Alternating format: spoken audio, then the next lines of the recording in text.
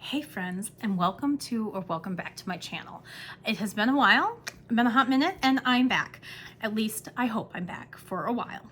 I want to talk about my top, 12 books of 2023 because I had learned so much about myself and just want to talk and have a chat. So what I discovered about myself and my reading in 2023 is that I really enjoy stories about relationships, not like marriage relationships. I don't like the domestic kind of stuff.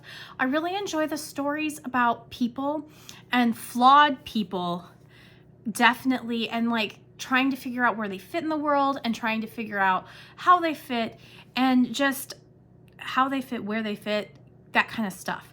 And even sometimes romantically, I like the kind of stories, like when I like romance, it has to be specific romances.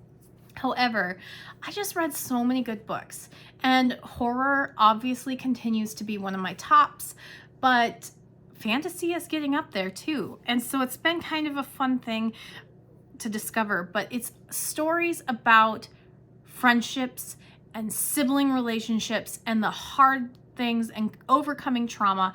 That's the kind of stuff that hits me hard. And so I learned that about myself a lot this year. And so I'm going to talk about some of the books that I just have enjoyed. And it's so hard to pick just one, and it's so hard to pick the top. And so I don't know what my top would be. I feel like there are multiple because I had a really hard time this year picking a top book and picking a book that was like my worst. Well, no, my worst was Iron Flame, that hot garbage dumpster fire of a book. I wish I would have bought a physical copy so I could actually throw it in a dumpster fire, because that would have been so cathartic for me. So cathartic.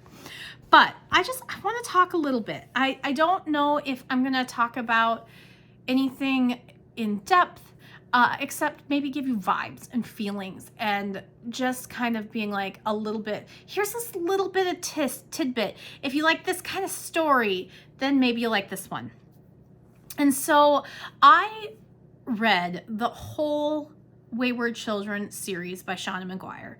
And as of 2024, she has now released her 9th book in the series. And they are a series of novellas. And the one that came out in 2023 that I put on my list is Lost in the Moment and Found. And there is something special about Shauna Maguire and her series of Wayward Children books. And I think it's because they just hit that like need for fantasy and belonging and things that I wanted from, like, our lovely wizarding world that has kind of been really, really hit down because of the author. But this one is like where it's like you have like C.S. Lewis and Narnia was so much about an allegory of, the other world. Narnia is all like God and everything, and like I had so many issues with it. This one's like portal fantasy, but make it inclusive, and that is, and she goes with deep stories, she goes with silly stories, and it's so interesting to me because one of my favorite characters in the whole series is Sumi, and when we go to her world, it is so weird and crazy, and her story is almost like a retelling of a season of Sailor Moon. And I think that's why I like it so much, is that her daughter comes back for her to save her, and her name is Rini, and I'm like, love it. Anyway, so I think Shauna Maguire is just my type of weird. I read another book by her under the name Mira Grant, and that was Into the Drowning Deep, which was another fantastic horror book. So I think Shauna Maguire. I'm not going to pick a book. Like, I just want all Shauna Maguire. My goal now is to read her entire October Day series and be a fangirl of Shauna Maguire. I follow her now on Instagram, and she posts a lot of pictures of her cats and her My Little Ponies, also her dolls. And if you know anything about me, you know that I ran a doll clothing boutique for 7 years. So anyway, that one, love it. Okay, and the next one I want to talk about is called The Last Tale of the Flower Bride by Roshni Chokshi. And this book, it's got a pair of friends who are like, are they more? Do they love each other? Like, it's got mood, it's got atmosphere, it's got a creepy house, it's got secrets, and it has like this relationship with the husband, like future husband. So it goes back into time and forward, and it's got just flowery, beautiful language, very much so what you would expect from a sweeping Gothic novel. And I'm a Gothic novel lover. You give me a good tale about a house that has kind of a mind of its own, and I'm here for it. I'm here, and I loved it. The next one I want to talk about is one of the two romance that really hit me this year in such a good way, and that is With Love from Cold World by Alicia Thompson. I read another one about her from her, Love in the Time of Serial Killers. I loved that one too. And she is probably one of my favorite romance authors of this time period. And this one is about two people who work, so it's kind of like co-workers to lovers romance, and they're very different from each other, and they're working in this like ice theme amusement park in Florida, and so they're like, it's winter in this theme park, but it's, summer in Florida, and I just loved it. And like, I don't know what the best way to describe it is, but it's like we've got this main man who is not necessarily what you would expect to be your main leading man in a story, and the main character grew up in the foster system, so you've got really interesting representation between the two characters, and I loved it. It was so sweet. Their romance and their communication, and just how they become like almost like they become friends, then lover, like co-workers, then friends, then lovers. It's just, I really like the stories, and I think it's because it hits me in a way because my husband and I were friends for about a year before we actually considered date, or like before we actually dated, and he's like one of my best friends, and so I always love those like friends to lovers relationship stories because I relate to it so much. Like, I don't relate to the like fake dating and then you decide you like each other, although I have read some fake dating that works for me, just not as often as friends to lovers, because you have that relationship built and you can like it's going deeper, or there's like something happened. I loved it. So With Love from Cold World, but these two aren't friends in the beginning, they're just co-workers, so they kind of like have that like surface level relationship, so you get to see that build, and it was cute. The next one I want to talk about, and Kristen Sutherland, you have my heart. You do, you have my heart, in such a weird macabre way, because House of Hollow by Crystal Sutherland is something. How do I describe this even? It's like, I feel like it's like folklorish, like old time folklore with three sisters. The three sisters went missing for like 10 days when they were children, and then they came back from being missing like with no recollection of what happened to them, and they just showed up walking on a street, and then they're different, and their father goes crazy, and they're trying to figure out what happened to themselves and this kind of thing because they don't know, and then their sister goes missing, and it's dark and gory and grim, and it's all about these sisters and trying to like figure out their relationship and figure out what like broke them as a family, and I just ate it up and I loved it. I haven't stopped thinking about it. It's one that I've recommended. It's not gonna be for everyone. It's super gothic, it's super dark, and it's it's rated YA, and that's what I find interesting about Crystal Sutherland is that both the books I've read from her are categorized as YA, and I'm like, these are so dark and gory. Was I reading dark and gory? And I was like, yeah, you were reading dark and gory, but they're young characters. So like, I think in both books, the oldest character is like 19, and so you're dealing with young characters, but they're good. They're so good. It's like trying to like unravel this mystery and like dealing with the discoveries, and I can't speak enough. So that's like, if you like to unravel mysteries and like unravel it as you're going with like darkness and creepiness and atmosphere and vibes and just weird things that are happening, that's House of Hollow. That's how I'm going to pitch it. I want to talk next about The Collected Regrets of Clover by Mickey Bramer. This book was about a woman who was like a death doula, and this one was just so interesting. I'd never heard of a death doula. You know, when I've heard of doulas, it's like support for women who are having babies. And in this book, she even explains that, you know, some people need death doulas because they have no one in their life. And I find it really interesting because it kind of parallels her life, because she really doesn't have anyone in her life either. And so she is being the support, the emotional or whatever kind of support these people need at the end of their life. And so this is about her going through her every day. I was just fascinated by death doulas. I was fascinated by how she approached the world, and just it was such a touching and beautiful story, just about life and death and how we are affected by it all. And this one is very literary.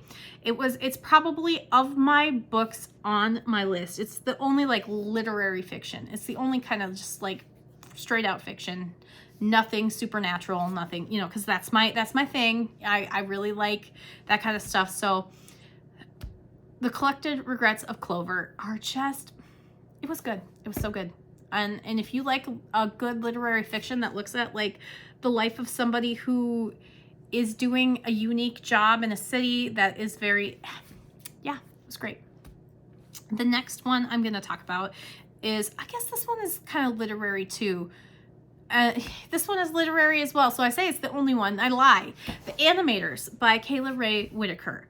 This book, it is about two friends who meet in college, and they're in their animation program, and then they go on to create films together, like animated films, and they have their own studio, and it's just this relationship where the backdrop is their job and their passion, and it's all about their relationship with each other and how the people around them affect their relationship. And you've got one person who comes from this type of family and another person who comes from like no family at all. So it's a very, very good book.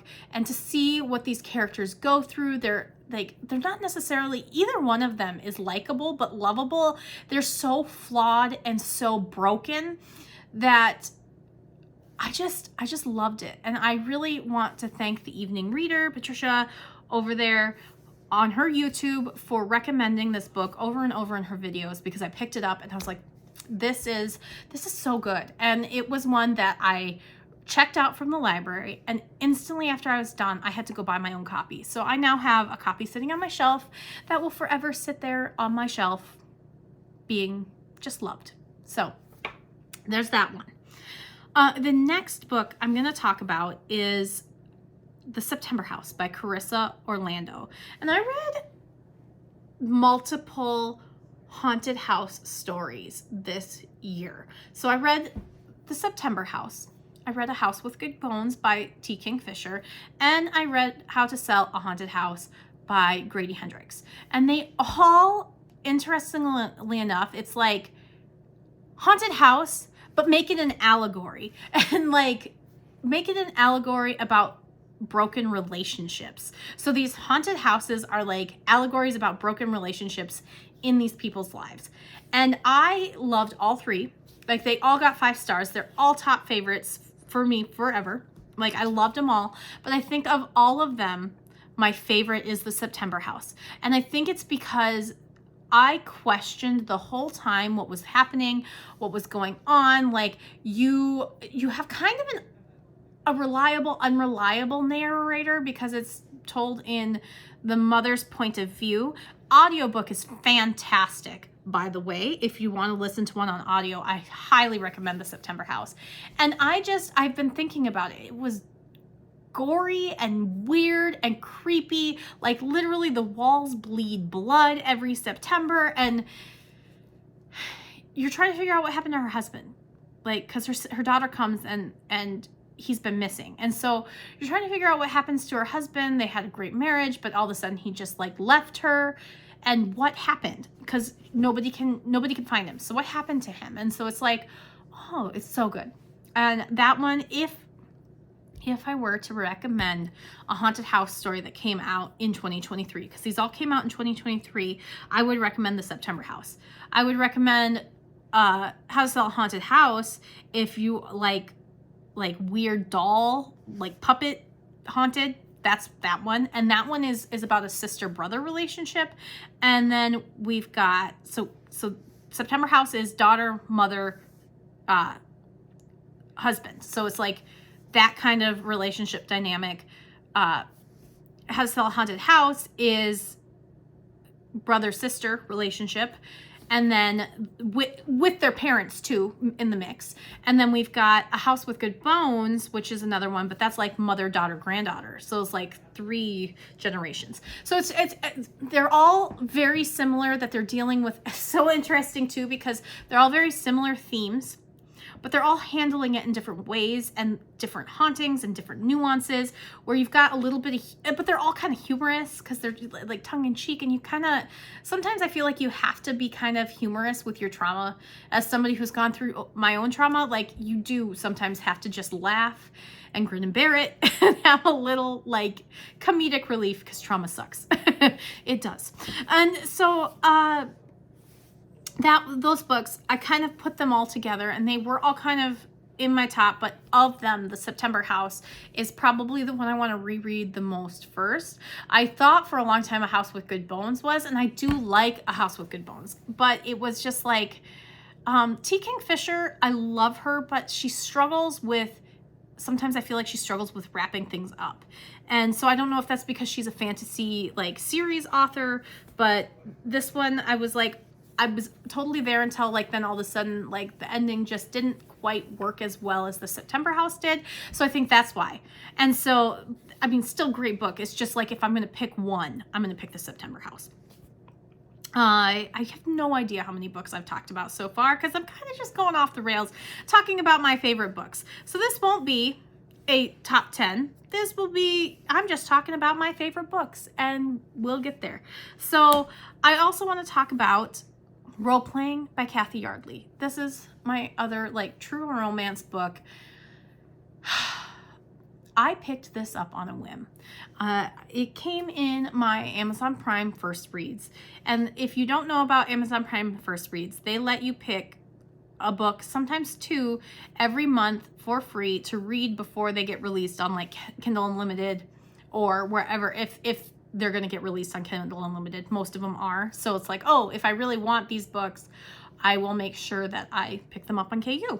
And so this one I picked for June. Yes, June.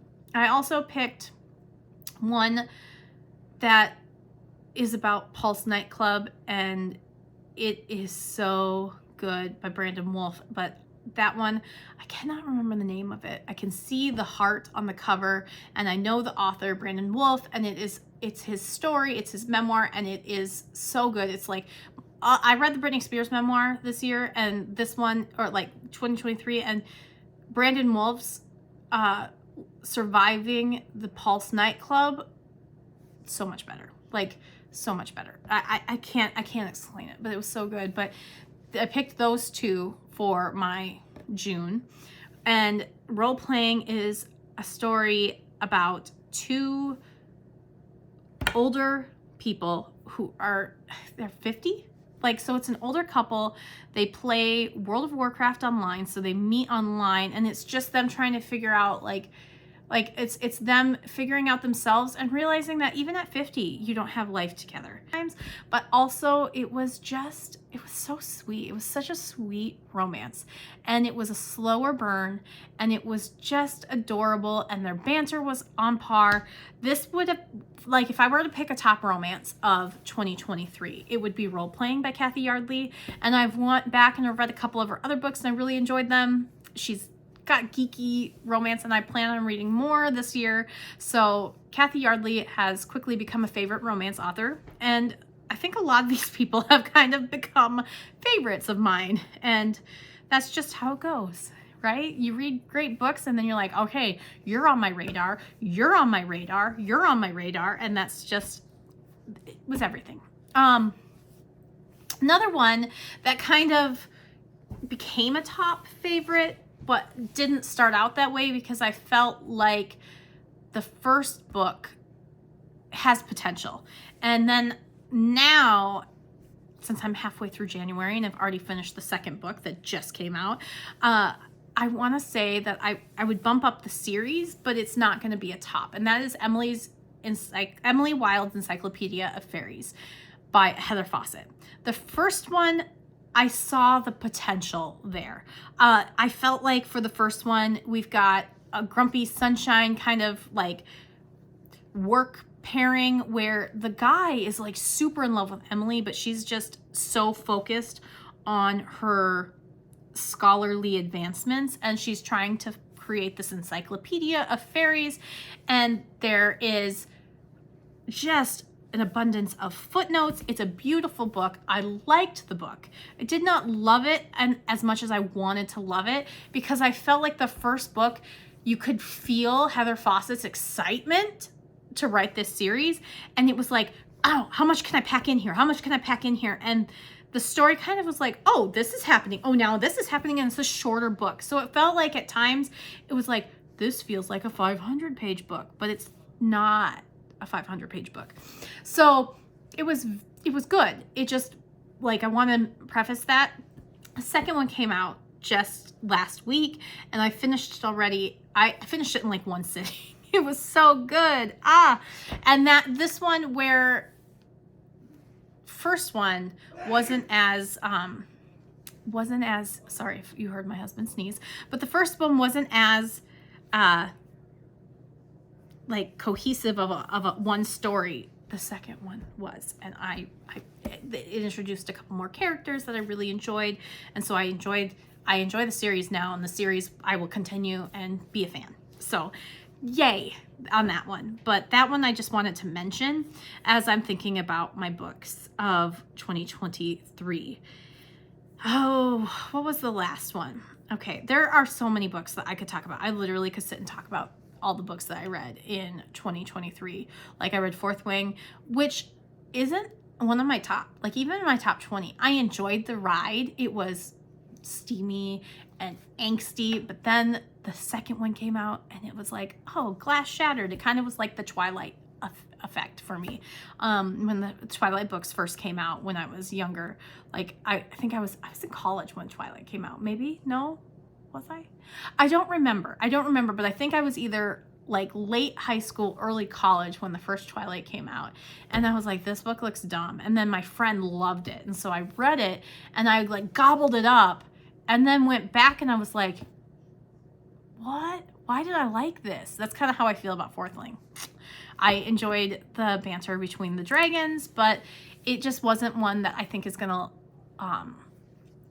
hit forever. But one that I think is going to hit forever, and this is the one that like is my coup de grace book. I think the more and more I think about my books, The Cherry Robbers by Sarah Walker is my top book of 2023 that I read, and it was such a banger. Like, it was so good, and it's hard to explain what happens and why it hits so hard and why it's still like, it is literally a book that I think about every single day. And it is about these sisters that have a curse, and like, was it their mother that cursed them or some curse in their family? But they have a curse and they all die when they get married.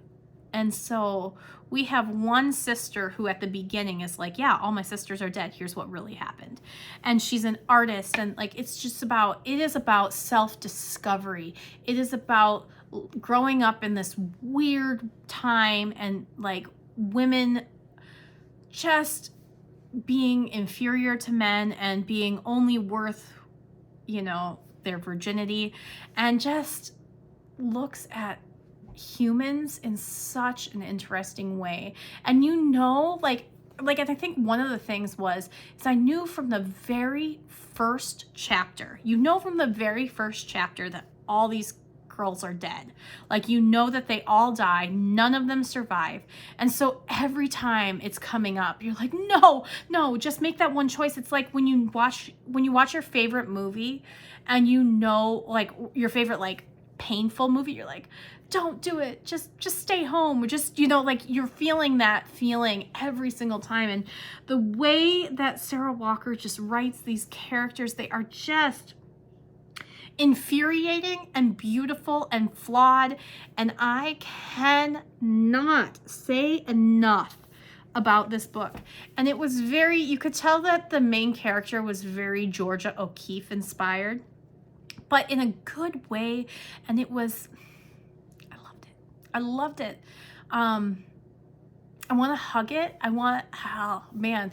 And it's one of those books where it's like, it's a literary horror. So it is horror, but not horror. Like, if that makes sense. It's horror, but not horror. Like, if it is horrific and it's very gothic with dark elements, but it's not like, oh my gosh, jump scare, this is going to be super graphic, super disgusting. Like I think sometimes people don't realize that horror can just be this horrific thing that happens to people. And what happens to this family is horrific. It is awful. And like it's a train wreck, and you can't stop the train wreck. And in some ways I think in that way, literary horror is more impactful for me than sometimes like the jump scares or the like, I just want to be gory to be gory. And there are like, I do enjoy all types of horror, but this one just hit. And maybe if people read it and they wouldn't think it's horror, but it was in one of the, I think 2022 Goodreads Choice Awards for horror. I think maybe. I know one of the years it was in the Goodreads Choice Awards for horror and won the top 20. So it is classified that way, but it's more historical, gothic, literary, with a little bit of magical elements and a curse. And I just, yeah. So those were my top of 2023. As you can see, I really was passionate about my reading in 2023. And now I have to sit here and think about 2024 and what I want as my goals. And I sat down and I really thought about it. I was like, I read so many books that I loved last year, but I also read so many books, and there's just like, I read that and I have no idea what I read. And so one of the things that I have decided is I have a goal of 54 books, and I know I'm going to hit that because I'm already at 9 books for January, but I want to slow down. So I have chosen to slow down even my speed of listening to an audiobook. And like, if I don't remember and I don't retain what I just heard, I restart. Like I rewind and I used to do that too, but it was like, I think I became, in the last couple of years, I'm like obsessed with the numbers. I'm like, I can hit this number. And I want my reading to be impactful, because the books that I loved the most were the ones that impacted me. And I know that there is a time and place for books like my thriller books, and I do enjoy them because I sat back and I looked at my stats, and the majority of my thrillers were like where my 1 and 2 and 3 stars were. And the rest of my books were where my 4 and 5s were. And there were a couple thrillers that I did rate 5 stars. And it's like one of those things where it is a perfect thriller. And you go into a thriller knowing that that's what you're looking for, rather than going into it thinking this is going to be the best book I've ever read. And I think that's where I'm at with the kind of books that I'm looking at reading and picking up, I want them to be more powerful, if that makes any sense to me. I don't know. But this is just me like coming up with these conversations of what do I want to read and what do I want to spend my time on, because I am, by the end of the year, going to be in a full-time position of work where I'm not going to be able to sit and read all day every day. And I'm trying to read more physical books, but not physical books, because I actually discovered that I read better and more if I'm picking up my Kindle. So I am picking up my Kindle every day, and that is where I read my books. I have so many physical books that I buy because they're pretty and they sit on my shelf, and I have so many books on my Kindle that I haven't read. And I have so many NetGalley advanced copies that I haven't read that are coming out. And so I have this chart, and I'm like, you have to get through the galleys that are coming out this month before you can read anything else, because I requested them. Like they weren't just like, here, have this book. I requested these books. So these books I'm interested in, and I have not like DNF'd a couple of them, but I still like the publisher willingly gave me this book. And so I want to take that a little bit more seriously. And then I think I have in the past. And I always took it seriously, but not like it was like, oh, well, I guess I didn't get to these books. I want to get to them like before they come out for the most part. And I know that that's like something like, and so I'm trying to be more like conservative with my requests, and then I go and request like 20 books and get approved for like 20 books. Oh, goodness gracious. But my goal is to get back up to the like, they want you to be at 80% read and reviewed, and I'm really close to that. So I'm really proud of myself too, because I have quite a few books that I've reviewed, and I will continue that. So that's one of those things that I am doing. That's why I've read so many of the January releases already, is because they were galleys and I wanted to get them read before the book's released. And so that's kind of been my goal. And my other big goal for 2024 is to journal. So I have this lovely journal here. This is actually, inside is one of the look term bullet journals, like bullet journal brand bullet journal. But this cover was from my Archer and Olive subscription box. It's a quarterly subscription box, and it came with a lot of really beautiful things, but I am now journaling. So my goal is to track everything. And so I want every book that gets a 3-star or above needs to have 2 pages of journaling. And I'm doing it. Like, I am really proud of myself that every time I'm journaling before I start the next book.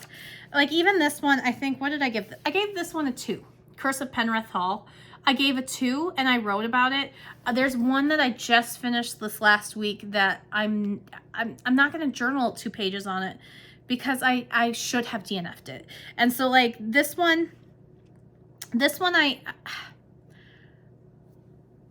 liked it, but I didn't. It was okay. It was just like your cookie cutter gothic, and it was not one that I really cared about the story. So that was like something I've learned about myself, is that it's okay to DNF a book. It is okay. Like, I'm still trying to teach myself that it is okay if the book is not for you to DNF a book. And so I'm discovering that about myself. But I'm having fun with my washi tape, and I'm using my Canon printer, my Canon Ivy, and I'm having a lot of fun with my spreads and things in my reading journal. So that's been like my goal, is that I want to write what I liked about the book before I come on to something else. And I'm enjoying the process. I'm enjoying the process. I'm enjoying like making reading something that is impactful to me, because it does impact. Like, going into the classroom this last fall really taught me that reading can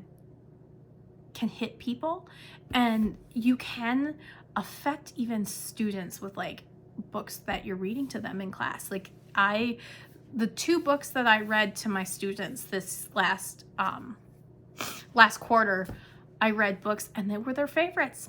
And they're going to remember, like, I still remember the books that my teachers read to me when I was 10 years old. So it's to see that. And that's where I'm like, my reading, this is a hobby. I love reading, but reading is also like in my blood, in my veins. And like, I want to share that passion and love.